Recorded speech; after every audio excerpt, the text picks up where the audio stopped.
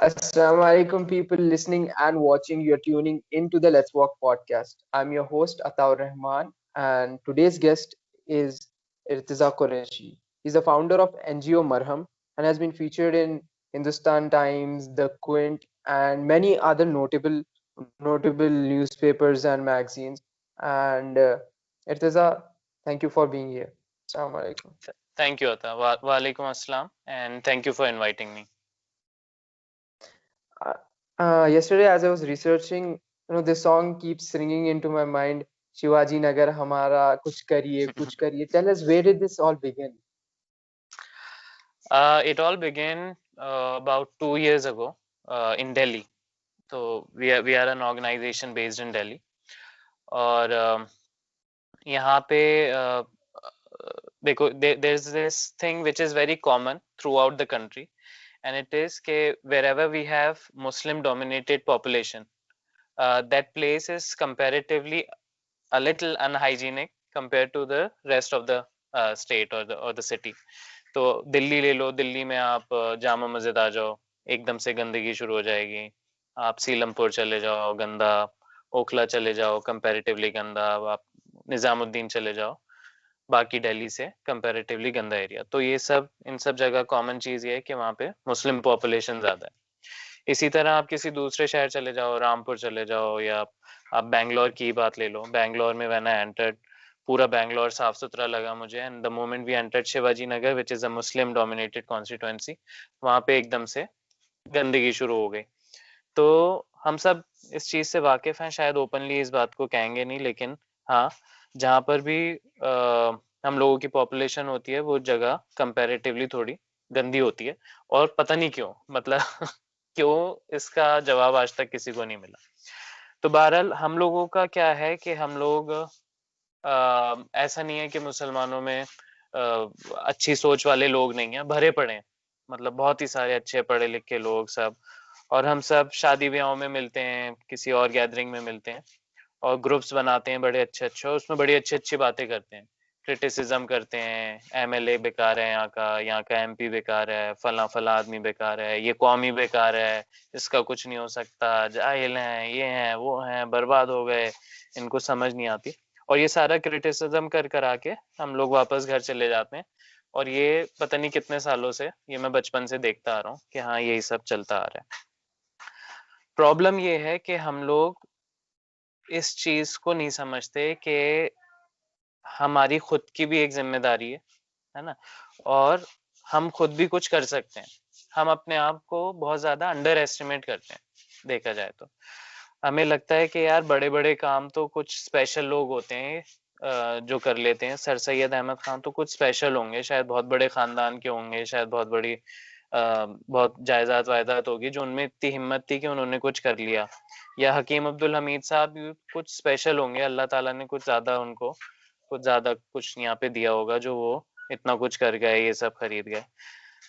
तो वहां पे कुछ हम अपने आप को ही अंडर एस्टिमेट कर लेते हैं, और हम ये मान लेते हैं कि नहीं, ये सब हमारी जिम्मेदारी थोड़ी है, हम इतना बड़ा थोड़ी कुछ कर सकते हैं कुछ.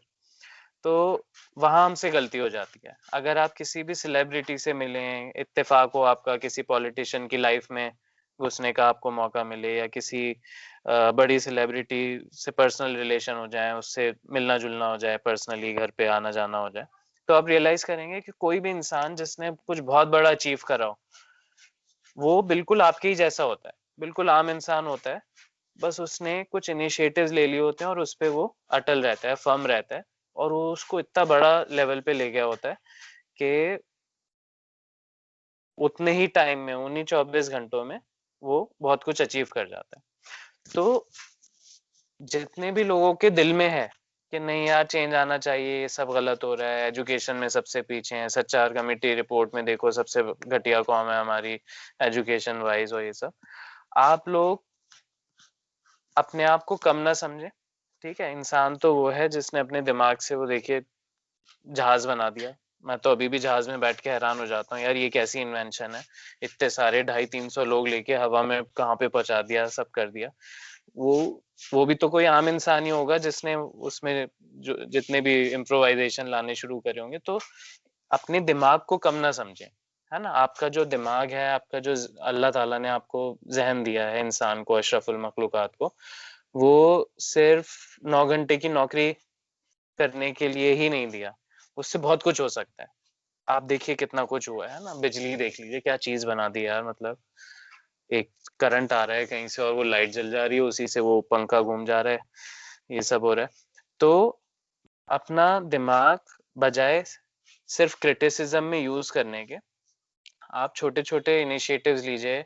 जो भी चीज आपको गलत लग रही है, आप खुद उसके जिम्मेदार बन जाइए कि नहीं यार मैं तो करूंगा, मैं लोग जमा करूंगा और मैं ये करूंगा, फला फला जगह अच्छा कूड़ा फेंका जाता है, नहीं मैं लोग जमा करके कुछ इनिशिएटिव लेके वहां से ये सफाई करवाऊंगा।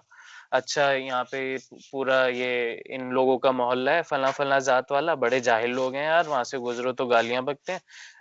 आप जाओ, उनके जो भी लीडर है उससे बात करो और एक एजुकेशन ड्राइव चला दो उनके फैमिली में, ताकि कम से कम उनका आने वाला खानदान तो ढंग का गुजरे। है ना, जो बच्चे हैं उन्हीं टारगेट कर लो कि ये कहते हैं ना, किसी भी मतलब नाम नहीं लेना चाह रहा, कि फला जात के लोग यार वहां पे जाओ तो बड़ा बुरा लगता है, गालियां बकते हैं, उनको तो समझाया भी नहीं जा सकता, ये सब करते हैं। उनकी नेक्स्ट जनरेशन को पढ़ा दो, आप छोटा सा ग्रुप बना दो, कुछ ट्यूशन शुरू कर दो और उन्हीं पढ़ाई के साथ साथ उन्हें बेसिक एटिकेट सिखा दो। भारत मतलब कुछ भी आपको अगर गलत लग रहा है तो स्टार्ट टेकिंग इनिशिएटिव, क्योंकि आप ही कर सकते हो। आप ही इंसान हो, आप भी इस दुनिया में उतने ही रिस्पॉन्सिबल हो जितना कोई इलेक्टेड एमपी या एमएलए। और अगर आपको बहुत ज्यादा चिढ़ है आपके एमएलए काउंसलर इन सब से, तो फिर आप पॉलिटिक्स में घुसो, उनसे वो जगह छीनो। अगर आपको लगता है कोई बिल्डर, कोई गलत आदमी आपके सर पे बैठा हुआ है, तो आप मेहनत करो, पॉलिटिक्स में घुसो, उनसे वो सारे अधिकार छीनो जिसकी वजह से वो वहां पे करप्शन कर रहे हैं और हमारी सारी ये नस्लें बर्बाद कर रहे हैं आने वाली। तो बस ये मतलब मेरा एक मैसेज है कि आप बहुत कुछ कर सकते हैं। हम लोगों ने 2 साल पहले बड़ी हिम्मत करके जो पहली गली पकड़ी थी, माइक लेके हम घुसे थे उसमें, तो बड़ा ऑड सा भी लग रहा था, है ना। उससे पहले कभी ऐसा कुछ नहीं किया था कि गली में खड़े होके माइक पे अनाउंसमेंट शुरू कर दें। और थोड़ा गला भी सूखा उससे पहले, पानी वानी पिया 1-2 बार, एक आध बार तो माइक पकड़ के खड़े ही रहे, फिर थोड़ी देर बंद करके फिर जाके उसे शुरू करा कि सफाई आधा ईमान है, आइए मिलके इस गली को चेंज करें। और वहां से वो चलते चलते चलते चलते आज माशाल्लाह ये बैंगलोर तक पहुंच गया वो पूरी ड्राइव। और यहाँ के जो एमएलए थे रिजवान अरशद साहब, उन्होंने इंटरनेट पे ढूंढा हमें और यहाँ बुलाया। यहाँ माशाल्लाह इतने बड़े लेवल पे उनके सपोर्ट के साथ पूरी ड्राइव हुई। तो ये ना सोचें कि कोई भी काम आप शुरू करने जा रहे हैं बहुत छोटा है। शुरू में तो बहुत ही छोटा होता है। बड़े से बड़ा रेवोल्यूशन भी किसी एक आदमी के भूख हड़ताल पे बैठने से शुरू होता है। जब उसके शुरू के 5 मिनट तो सोचिए कितने बोरिंग होते होंगे जब वो अकेला सबसे पहले आके बैठता होगा, लेकिन फिर वो रेवोल्यूशंस की स्टेज ले लेता है। तो शुरू करने से ना घबराएं, लेकिन हर चीज अपने हाथ में लें। सब लोग, जितने भी अच्छे लोग समझदार लोग हैं, क्रिटिसिज्म से आप लोग अपनी लाइफ वेस्ट कर रहे हैं, टाइम वेस्ट कर रहे हैं और उससे कोई चेंज भी नहीं आ रहा। So tell us, on December 11th, 2020, Marham was 5 years old. Tell us hmm. about the journey, the ups and downs, how like इतना बड़ा टाइम है, 5 साल कैसे गुजरे आपके स्टार्टिंग से लेके अभी तक? हाँ, तो मरहम का जो आइडिया था वो, हम लोग दिल्ली में रहते हैं, दिल्ली में बहुत ज्यादा होमलेस हैं। आप कभी दिल्ली कोई भी आएगा तो वो देखेगा कि जहाँ पे भी आप जा रहे हो गाड़ी वाड़ी से, तो साइड में फुटपाथ पे आपको जगह जगह जगह जगह बहुत सारे होमलेस बहुत ही खराब कंडीशन में पड़े हुए मिलेंगे। तो हमें भी दिखते थे वो लोग। तो एक हमने प्रोग्राम डिजाइन करा, उसे पीपीटी पे उतारा और सोशल मीडिया आ गया अब तो उससे काफी आसानी हो जाती है लोग लाइक माइंडेड लोगों को जमा करने में। तो एक अनाउंसमेंट कर दी फेसबुक पे कि हम फला फला जगह मिलेंगे और एक प्रोजेक्ट डिस्कस कर रहे हैं होमलेस के ऊपर, तो कोई उसमें आना चाहे इस प्रोग्राम में तो आ जाए। It will be followed by T and snacks और ये सब। उसमें आ गए लोग उसे देख के, और वहाँ पे पीपीटी पे वो प्रेजेंटेशन चलाई कि इस तरह से क्यों ना हम एक अपना हॉस्टल खोलें मुसलमानों का, और उसमें बिना मजहब देखे इन लोगों को लेकर आए और सिर्फ रहने के लिए नहीं बल्कि इनकी लाइफ चेंज करें, इनको नहाने की आदत डालें, ब्रश करने की आदत डालें और अच्छा सा फिर कोई काम सिखाएं, ये सब करें। तो वो जो भी जहन में था प्रोजेक्ट वो हमने पीपीटी पे डाल के उसी दिन एक टीम बन गई, कुछ पैसे जमा हुए, उससे फिर एक हॉस्टल लिया रेंट पे, बिल्कुल जीरो से शुरू करा था। और ऐसे ऐसे करके वो बड़ा अच्छा सा एक हॉस्टल बन गया और उसमें कुछ होमलेस आके और काफी उनमें ट्रांसफॉर्मेशन आया, बिल्कुल साफ सुथरे से हो गए। मतलब बाद में तो किसी को हम वहाँ हॉस्टल में लाते थे तो उन्हें लगता भी नहीं था कि ये होमलेस हैं। मतलब अच्छे से साफ बोलने वाले, अच्छे बड़े हमारी टीम के मेंबर ही बन गए थे वो सारे लड़के। तो उसी के साथ साथ फिर जैसे कि मैंने कहा कि हमें कोई भी चीज बुरी लगती रही सोसाइटी में तो हम उसको सेम। ऐड करते रहे मरहम में। तो एग्जाम्पल के गंदगी दिखी हमें अपने इलाकों में पूरी, तो हमने एक होमलेस के ग्रुप को एनवायरनमेंट पे ट्रेन करना शुरू कर दिया। कुछ लोगों को कंपोस्ट बनाना सिखा दिया किचन वेस्ट से, कुछ लोगों को यूज प्लास्टिक बॉटल से वर्टिकल गार्डन बनाने लगे, कुछ को पेंटिंग कैलीग्राफी सिखा दी ताकि वो दीवार पे खूबसूरत मैसेजेस लिख सकें सफाई से रिलेटेड। और उन्हीं लोगों के साथ मिलके एक क्लेanलीनेस ड्राइव शुरू कर दी, सफाई आधा ईमान अभियान नाम से, है ना। तो उनको थोड़ा सा काम वाम मिल गया इस चीज में और एक सफाई भी होने लगी, जो एक और मेजर प्रॉब्लम थी। इसी तरह बीच में ईद आई। ईद पे हमें रियलाइज हुआ कि जो बकरा ईद है हमारी, ईद उल जुहा जो कुर्बानी की ईद कही जाती है, उसमें कुछ कुर्बानी वाला है वो ही नहीं रहा। हम तो एक तरह से एंजॉय कर रहे हैं उसे, आपने कुर्बानी की और आप खाए चले जा रहे हैं, खाए चले जा रहे हैं। 6 6 महीने तक ऐसे ऐसे डीप फ्रीजर्स आप ले आए कि 6 6 महीने तक वो खराब ही नहीं हो रहा।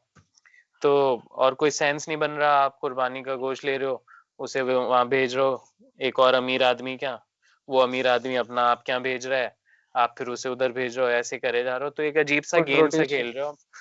हाँ, एक मतलब पूरी सोसाइटी में एक पास खेल द सा चल रहा है, पार्सल चल रहा है। पास द पार्सल चल रहा है। आप कभी कभार तो आप ही की थैली वापस आ जाती है, आप पहचान जाते हो, कुछ अलग सी थैली होती है आपकी। तो वो करे जा रहे हैं हम सब, पूरे इंडिया में करे जा रहे हैं, कोने कोने में करे जा रहे हैं। तो अच्छा, सब तकरीबन सभी ये बोल रहे हैं यार कितना अच्छा हो अगर ये झुग्गी झोपड़ियों तक पहुंच जाए, इतना सारा जमा हुआ है। लेकिन वही किसी के पास वक्त नहीं है, आपको ईद पे घर पे सफाई वफाई भी करनी है, मेहमान भी आते हैं, सब है। तो हमने एक प्लेटफॉर्म बनाया उन्हीं होमलेस को यूज करके, जिनको हमने अडॉप्ट कर रखा था, और हमने एक सबकी ईद प्रोग्राम स्टार्ट कर दिया बीच में, 4 साल पहले। उसमें हमने क्या करा, लोगों से रिक्वेस्ट की कि आपका जो भी एक्स्ट्रा है कुर्बानी का गोश्त का 1/3 या जो भी हिस्सा, वो आप हम तक पहुंचा दें, ये एड्रेस है, और हम उससे झुग्गी झोपड़ियों में दावत करेंगे। वो आना शुरू हुआ, वीडियो वायरल हुई, पूरे इंडिया में फैली, दुनिया में फैली। वो आते आते आते आते ऐसा हुआ कि लास्ट ईयर, अभी कुछ महीने पहले जो ईद गई है, उसमें वी हैड 9 कलेक्शन सेंटर्स पूरी दिल्ली में। 9 सेंटर्स थे वहाँ, डीप फ्रीजर्स थे, सब जगह से गोश्त आया, और 2100 kg पूरा वो मटन जमा हुआ। और उससे हमने सारा झुग्गी झोपड़ियों में, इधर उधर ऐसी ऐसी जगह जहाँ कभी उसका तस्वुर भी नहीं था कुर्बानी के गोश्त पहुंचने का, और हिंदू मुसलमान सब उन सब तक पहुंचाया, उसे पका के खिलाया, सब करा। तो बड़ा अच्छा सा वो बन गया, सिर्फ इसलिए कि हमने बजाय इसके कि सिर्फ अपनी जो सोच है उसे क्रिटिसिज्म तक रखें, एक पहल की, है ना, पहला कदम रखा किसी तरह। मुझे याद है कुछ भी नहीं था, बस मैंने वीडियो ली, मोबाइल लिया सेल्फी मोड पे, और वीडियो बना दी थी 4 साल पहले कि ऐसे ऐसे हम कुर्बानी का गोश्त आपस में बांटते हैं, इस बार ना आप इस नंबर पे कॉल करके भेज दीजिए, हम झुग्गी झोपड़ियों में दावत करेंगे। वो सेल्फी की इतनी सड़ी हुई वीडियो थी, बिल्कुल खराब वीडियो मोबाइल से क्वालिटी बनी, नॉट द वो बेस्ट। वायरल हो गई। ठीक है, वो वायरल हो गई और पहले ही साल 400 500 किलो गोश्त आ गया था, वो संभालना मुश्किल हो गया था। तो और टीम भी आ गई उसके साथ साथ।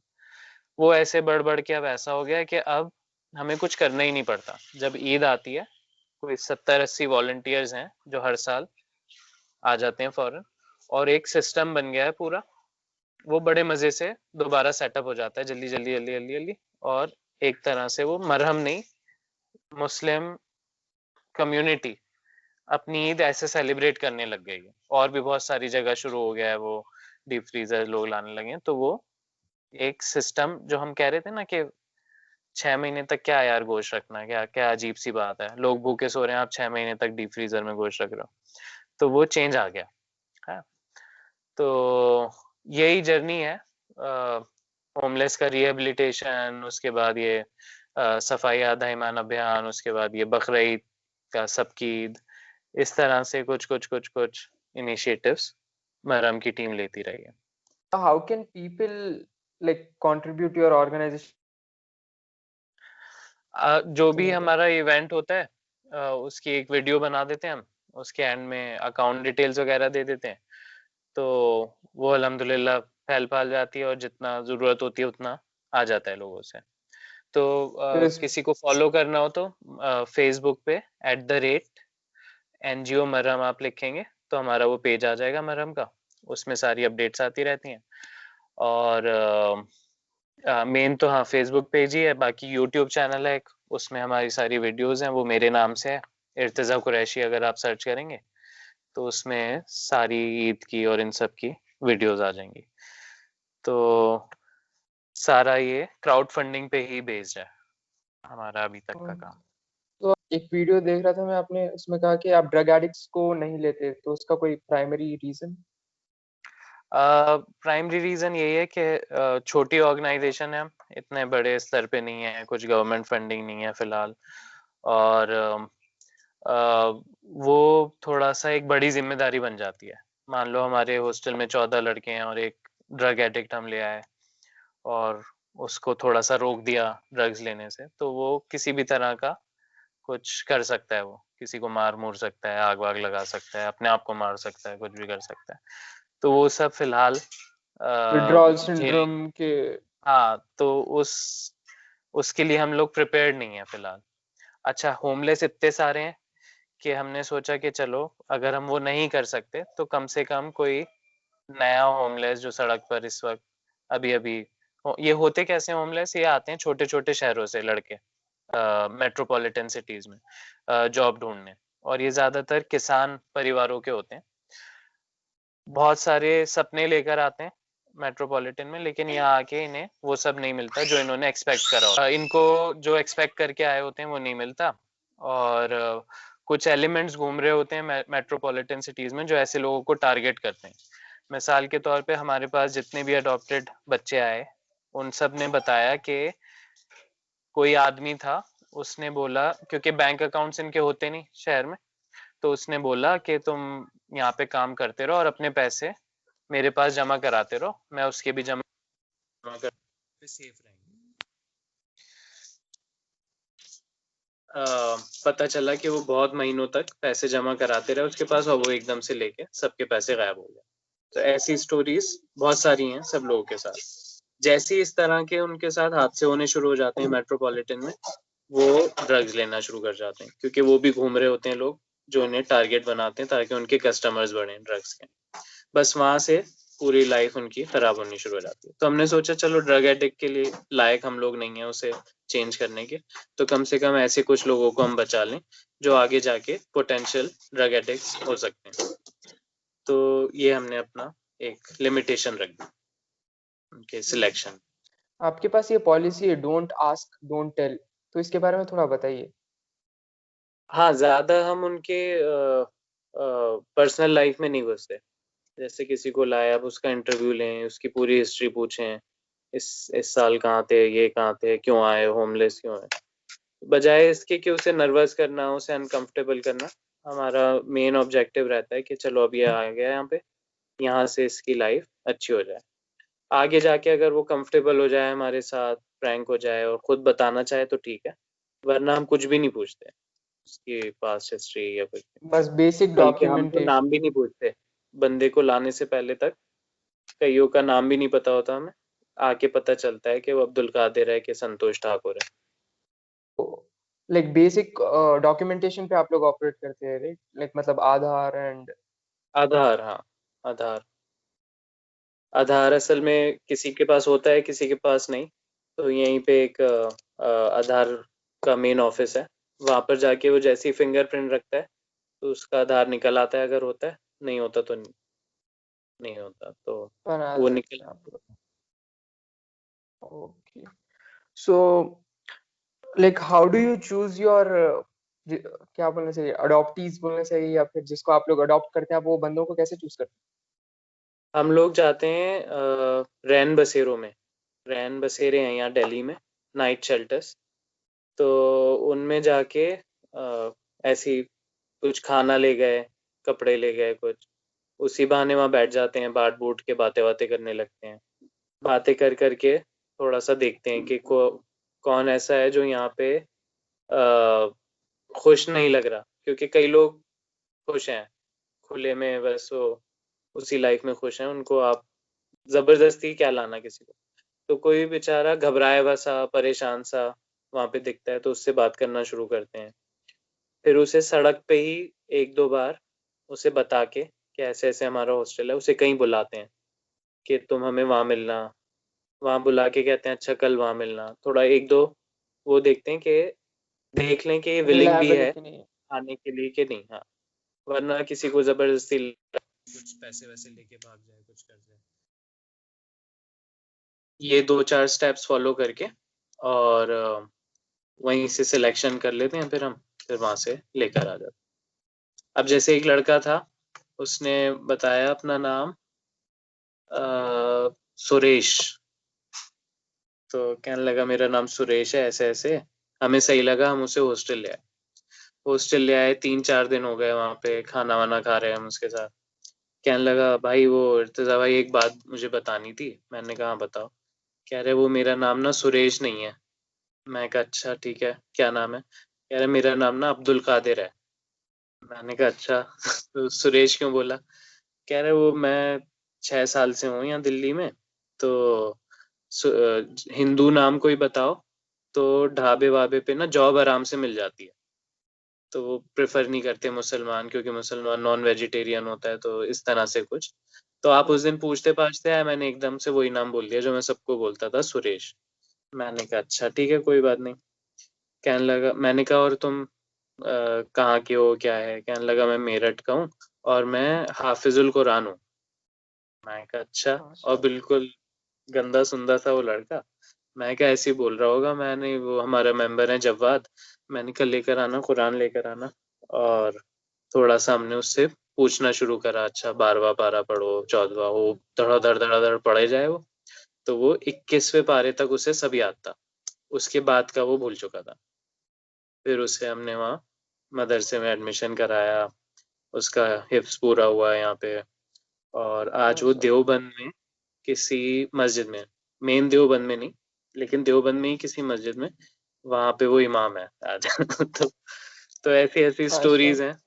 और उसका फोटो वगैरह जब हम देखते हैं तो चमकते हुए वाइट कपड़े पहने हुआ, वो टोपी वोपी लगाया हुआ वो, और फोटोज भेजता है, तो बड़ी खुशी होती है। उसको दिखाते नहीं हम बिफोर एंड आफ्टर, क्या फायदा उसका पुराना कुछ दिखाने का। लेकिन ऐसी ऐसी बहुत सारी छोटी छोटी मजेदार स्टोरीज हैं मरहम की इस जर्नी में। ये जो डिफरेंस है इन हाइजीन, ये मुस्लिम डोमिनेटेड एरियाज या लेस मुस्लिम डोमिनेटेड एरियाज में, तो ये why do you think there is this disparity? इसका पीछे का ये राज क्या है? ये जो राज है, डिफरेंस इन हाइजीन, इसका पीछे का क्या है? ये सीक्रेट, ये क्यों ऐसा, इतना डिस्पैरिटी क्यों है? एवरीबडी इज यार ईटिंग द ये, सेम फूड, हाँ, पर तो हम राज की बात कर रहे थे। ये तो हाँ राज की बात है। और राज की बात हमें ये लगती है कि हम तो जन्नती हैं, है ना? बाकी सब तो सबको तो जहन्नुम में जलना है, तो हमें तो किसी चेंज की जरूरत ही नहीं। हम तो सबसे पाक साफ लोग हैं, कूड़ा फेंकेंगे भी तो हम जाएंगे जन्नत में। जो बेचारी सफाई कर्मचारी कूड़ा उठा रही है, वो तो जहन्नम ही है। तो एक कुछ एक प्राइड सा जबरदस्ती का आ गया है अपने अंदर, जिसकी वजह से हम इस चीज को ही भूल चुके हैं कि हमें किसी बदलाव की जरूरत भी है ना? कुछ अजम्पशंस हमने कर लिए कि नहीं, हाँ एक बार वो पैदा हो गए, कलमा पढ़ लिया, तो बस सारी जिम्मेदारी खत्म, अब तो यार फेवरेट बन गए हैं हम। डायरेक्ट। तो हाँ, तो वो घमंड है एक तरह से, घमंड कह लीजिए, एक जहालत कह लीजिए। तो और दूसरी एक चीज ये कि हम दीन को, अपने इस्लाम को लेके इतने ज्यादा इमोशनल हैं कि जब तक हमें स्पेसिफिक चीजें कुरान और हदीस में पढ़ने को नहीं मिलती तब तक हम उस चीज को फॉलो नहीं करते। मिसाल के तौर पे रसूलुल्लाह के टाइम पे सल्लल्लाहु अलैहि वसल्लम गुटखा इजाद नहीं हुआ था, गुटखा या पान, है ना। तो शराब के लिए तो ज्यादातर मुसलमान अलर्ट है, हाँ जी शराब नहीं पीनी, और नहीं भी पीता ज्यादातर कंपैरेटिवली बाकी कौमों के। लेकिन गुटखा खा के थूकना, क्योंकि स्पेसिफिकली कहीं हदीस में गुटखा नहीं लिखा हुआ, तो वो हमको बुराई लगी नहीं रही, है ना। ग्रे जोन में है ना। वो ग्रे जोन में हो गया, हाँ जी गुटखा कहाँ है, गुटखा कहाँ हराम है, गुटखा कहाँ मन है। तो उसी तरह अ, उस टाइम पे ये जो सिस्टम है म्युनिसिपल कॉरपोरेशन का कूड़ा फेंकने का और ये सब नहीं था, तो इस पे बेस्ड बहुत ज्यादा चीजें नहीं है कि अपने घर का कूड़ा ना फेंको। इस तरह का आपको स्पेसिफिक कोई रसूलुल्लाह की स्टेटमेंट नहीं मिलेगी, आपको एक जनरल स्टेटमेंट है, अत्तारुल शत्रुल ईमान, कि सफाई आधा ईमान है, बाकी आधा ईमान है। लेकिन स्पेसिफिक स्टेटमेंट्स नहीं है तो मैं वो फॉलो भी नहीं करूंगा। स्पेसिफिक स्टेटमेंट है बैठ के 3 घूंट में पानी पीना है, तो वो सारा मुसलमान फॉलो कर रहा है पूरी दुनिया में, उसे लग रहा है हाँ जी मेरा फर्ज पूरा हो गया। तो प्रॉब्लम ये है कि क्योंकि 1400 साल बाद कुछ और स्पेसिफिक चीजें आ चुकी हैं, तो हम, क्योंकि हमें वो बिल्कुल वर्ड टू वर्ड नहीं मिलती हैं अपने दीन में, तो हम उसे अच्छा बुरा समझते नहीं। तो ये एक मुझे रीजन लगता है। तो हमें चाहिए कि हम इस चीज को समझें कि जनरली अच्छा होना अल्लाह ताला की नजर में अच्छा होना है। वो है ना, अ,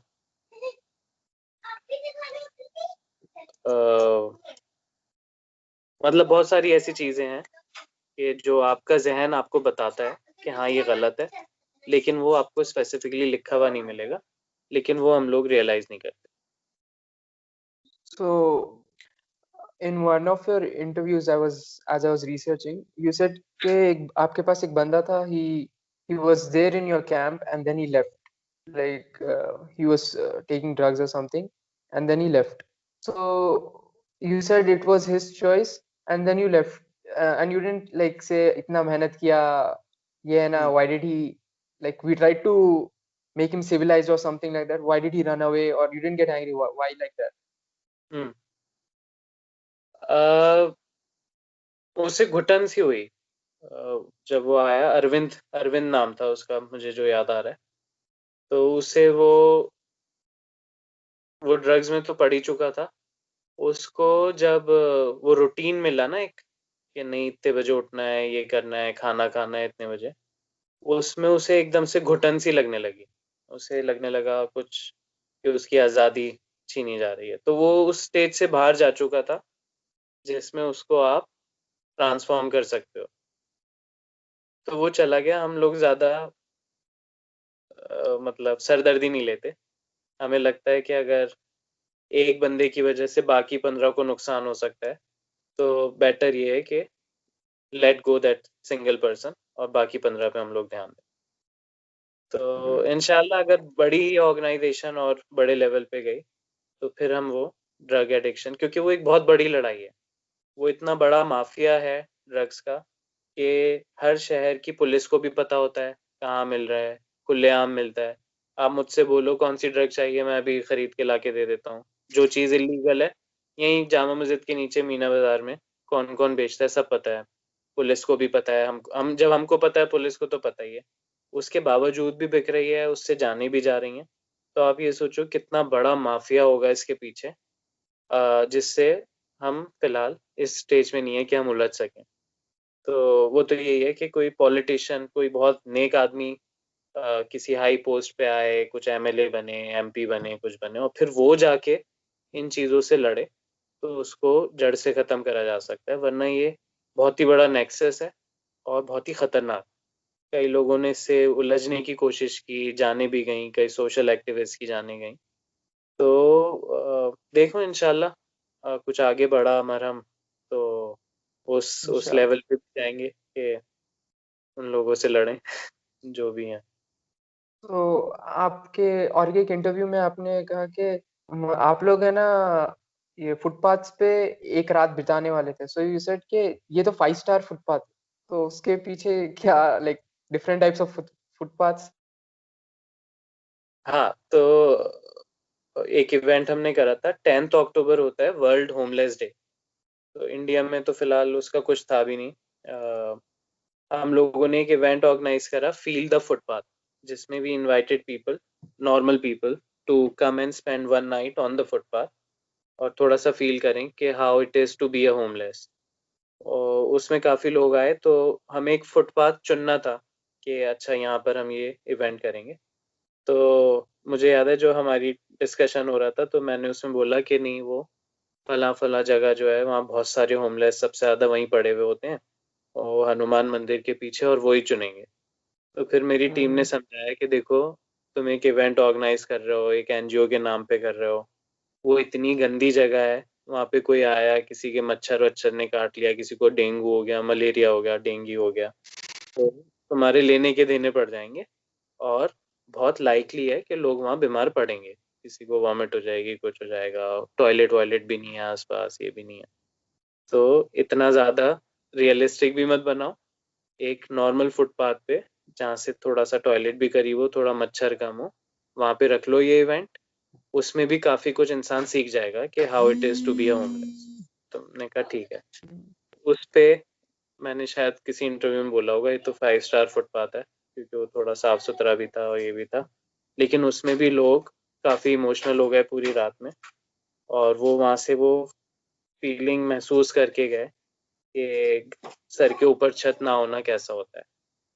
किसी को भी नींद नहीं आई, लेटे, बोरे बिछा के लेटे, तो ट्रक जब गुजरता था बराबर में से, तो पूरा फुटपाथ हिल जाता था, और एक डर सा लगता था, अरे मेरे ऊपर ना चढ़ जाए आके। तो अच्छा था वो इवेंट, काफी कुछ लोगों ने सीखा उसमें, बहुत अच्छे डिस्कशंस हुए, और काफी लोग अच्छा मैसेज लेके गए।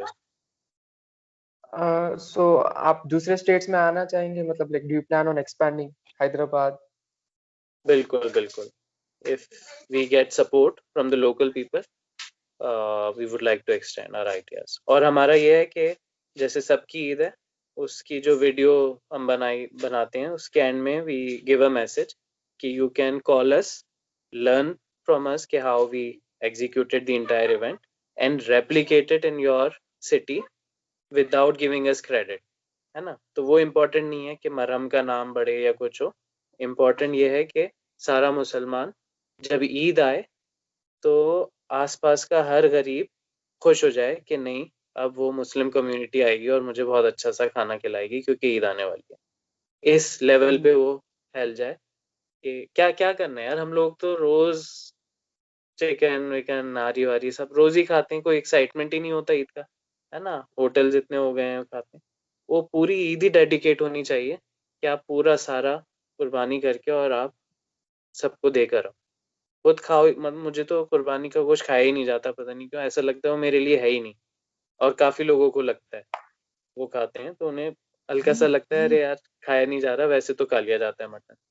तो खाओ आप भी, लेकिन बिल्कुल हम लोग चाहेंगे कि कोई भी हमें बुलाए, और we share all our ideas everything. हम चाहते हैं कि आइडिया फैले, ना कि मरहम का नाम फैले, to be very very honest about this.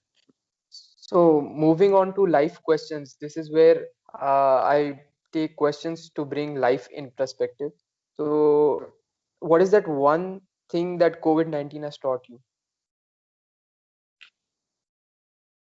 कोविड-19,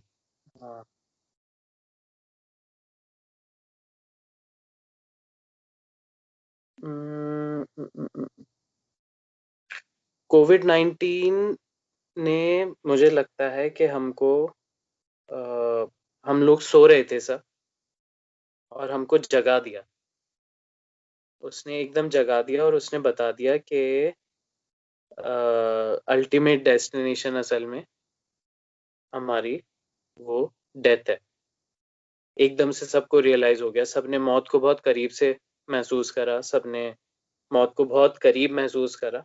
और एकदम जो हम उलझे हुए थे अपनी लाइफ में कि अरे अरे अब ये ये है फलाना। हाँ ये जॉब हो गई, अच्छा ये प्रमोशन हो गया, अब अगले की टारगेट, अच्छा ये प्रॉपर्टी हो गई, इतने होटल खुल गए मेरे, अब अगले की टारगेट, अब अगले की टारगेट। इतने उसमें मशगूल हो गए थे सब लोग, बेहतर से बेहतर, ज्यादा से ज्यादा कमाने के लिए। उसने एकदम से एक अलार्म सा बजा और उसने सबको जगा दिया। और काफी लोग चेंज हुए हैं उसके बाद। मैं देखा काफी मेरे दोस्त वोस्त भी वो बहुत ज्यादा दूसरों के बारे में सोचने लग गए, और उनको एकदम से रियलाइज होने लग गया कि हाँ नहीं, ये लाइफ जो है ये एक छोटा सा टेस्ट है, एक इटरनल लाइफ के लिए। तो मुझे लगा कि उसने मुझे भी थोड़ा सा जगाया, एकदम अलार्म था। If if you could have dinner with three people, dead or alive, who would they be and why? Dinner, Yes. If I can have a meal with some, अच्छा। Yeah. तो Three people, first would dead or alive. First would be Roger Federer.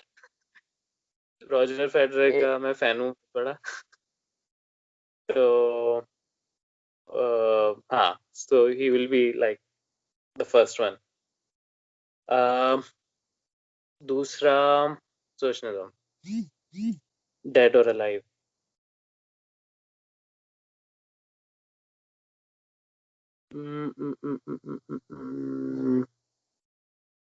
हाँ, दूसरा एक ये Islamic scholar Pakistan से थे, doctor इसरार अहमद।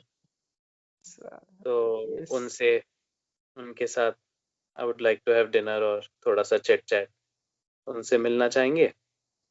और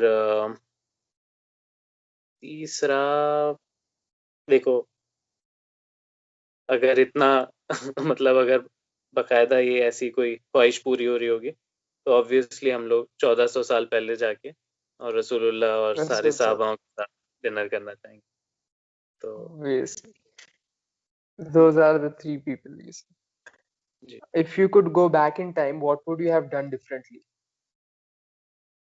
हाँ, तो if I could go back 5 years when I started this मरहम, तो मैं उसका जो फॉर्मेलिटीज होती हैं एक एनजीओ की, उसका पेपर वर्क, सारी रसीदों को रखना, ये करना, उसकी रिपोर्ट बनाना, एनुअल रिपोर्ट, फलाना ढिमकाना, वो बहुत अच्छे से बनाता हुआ हूँ।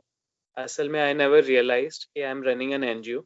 मैं तो बस I just wanted to run few programmes एक ग्रुप बना के, लेकिन वो एनजीओ रजिस्टर कराने की जरूरत पड़ गई, क्योंकि अगर आपको एक कोई रेंट पे जगह लेनी है तो you have to show the documents and everything.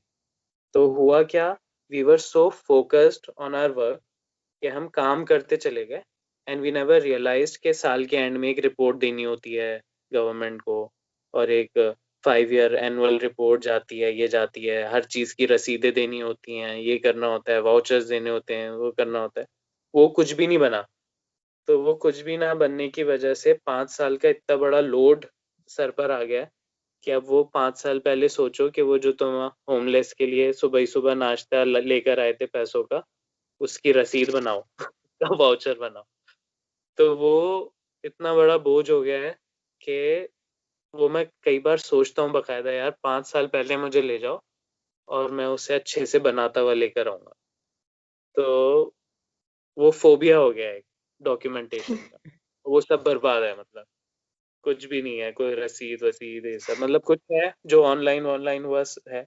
लेकिन अब आपने 15 होमलेस ला के रख लिए, उनका रोज दूध अंडे आ रहे हैं, ब्रेड आ रहा है, उसकी रसीद कौन लेता है यार दूध अंडे ब्रेड की। अब वो सीए बोल रहा है कि नहीं, आपको सारी रसीदें लेनी है और लानी है, कहीं से बना के लानी।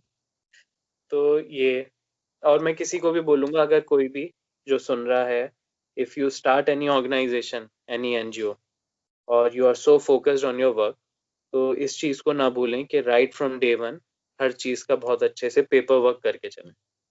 वो आगे जाके बहुत, जितना ज्यादा काम करेंगे वो पेपर वर्क उतना ज्यादा मुसीबत बन जाएगा आपके लिए। अगर हमने कुछ नहीं करा होता तो बहुत आसान होता, बोल देते हाँ उस दिन पेंटिंग कंपटीशन कराया था, यही हो गया। लेकिन इतना ज्यादा काम है पिछले 5 साल का कि उसका पेपर वर्क भी बहुत ज्यादा सर पे वो बोझ बन गया। तो ये है। बाकी तो So, अल्हम्दुलिल्लाह I am quite satisfied with my life, सब कुछ बहुत um, अच्छा अल्लाह ताला ने करा। so where do you see yourself and the organization 5, 10 years down the line? This I don't think about. मैं फ्यूचर का ना ज़्यादा प्लान करता और ना उसके बारे में ज़्यादा सोचता, क्योंकि पिछली जितनी भी लाइफ अब तक रही है उससे मैंने ये सीखा है कि जो आप प्लान करते हो वो जनरली होता नहीं, कुछ का कुछ होता है। तो बैंगलोर कहीं जहन में दूर दूर तक नहीं था। बैंगलोर बैंगलोर कौन सोचता है, लेकिन बैंगलोर इतना बड़ा हमारा एक इवेंट बन गया माशाल्लाह। तो अल्लाह ही प्लान करता है।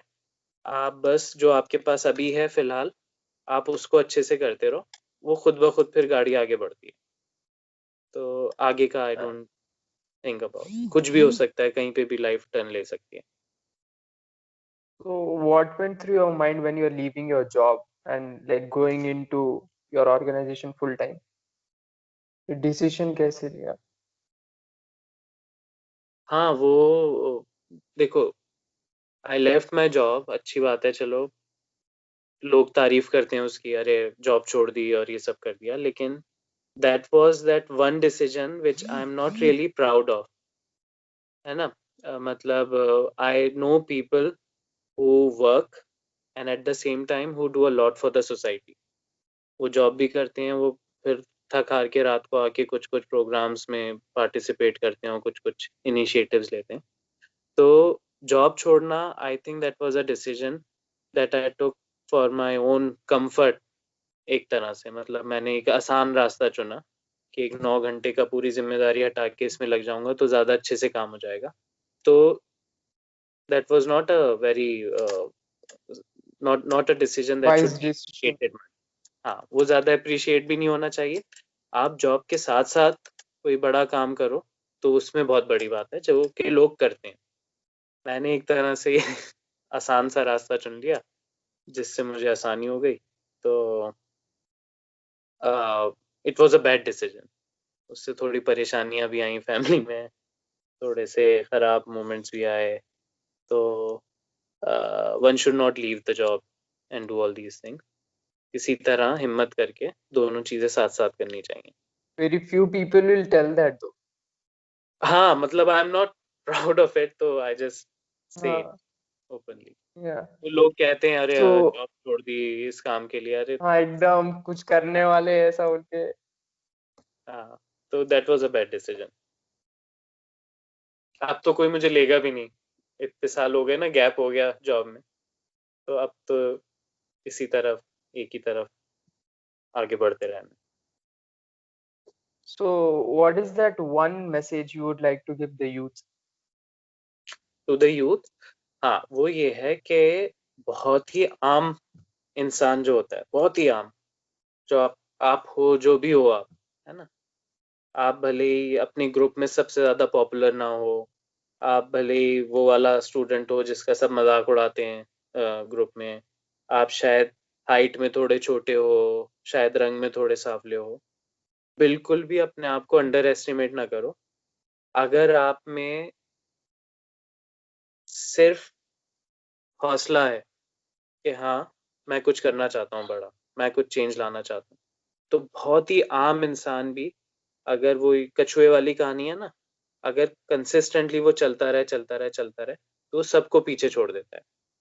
और छोटी छोटी हाइट वाले लोग, और उनका हिस्ट्री में देखिए आप कहाँ कहाँ पहुंचे हैं। सचिन तेंदुलकर को ले लो। मैं किसी से बोल रहा था अभी, किसी किसी का रिश्ता करवा रहे थे कहीं, तो लड़के की हाइट छोटी थी, तो मैं उससे ये बोल रहा था कि आप एक बार मिलो तो सही उनसे, लड़के से मिलो तो सही।